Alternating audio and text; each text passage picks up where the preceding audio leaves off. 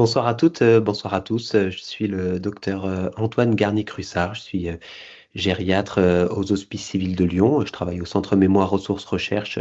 et à l'Institut du vieillissement des Hospices civils de Lyon. Et j'ai une activité de maître de conférence des universités à l'Université Lyon, hein, en tant qu'enseignant de gériatrie et notamment autour de la question des troubles cognitifs, puisque c'est mon sujet principal, tant dans mes activités cliniques au Centre Mémoire de Lyon que mes activités de recherche au Centre de recherche en neurosciences de Lyon et au Centre de recherche clinique vieillissement cerveau fragilité. Ainsi, dans mon activité professionnelle, je m'occupe principalement de personnes âgées qui présentent des troubles cognitifs, comme par exemple des troubles de la mémoire qui sont bien connus, mais aussi parfois des troubles du langage ou des modifications du comportement et qui, dans certains cas, sont en lien avec des maladies neurodégénératives. Parmi ces maladies, vous le savez bien sûr, une des maladies les plus fréquentes, les plus connues, les plus médiatisées, mais à juste titre, puisque c'est celle qu'on rencontre le plus, c'est la maladie d'Alzheimer. Cette maladie qu'on commence à assez bien connaître, même si il reste quelques secrets à percer, connue depuis plus d'une centaine d'années et touche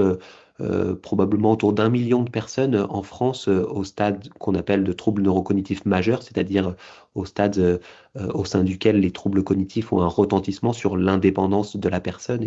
et beaucoup plus de personnes, peut-être le double, à des stades un peu plus précoces de la maladie, quand il y a simplement les premiers signes et les premiers symptômes, les premiers oublis. Cette maladie est donc très élevée et un diagnostic est important et si possible à des stades débutants de la maladie, puisqu'on sait, qu'on imagine que c'est à ces stades où on pourra le plus influencer le cours évolutif de la maladie, diminuer les complications, retarder l'entrée dans la dépendance et puis favoriser le plus possible la qualité de vie. Aujourd'hui, pour faire ce diagnostic, cela passe par le recueil auprès des symptômes de la plainte des patientes, des patients qui se plaignent voilà, de leur mémoire. Parfois, c'est leur entourage qui se plaint. Puis de confirmer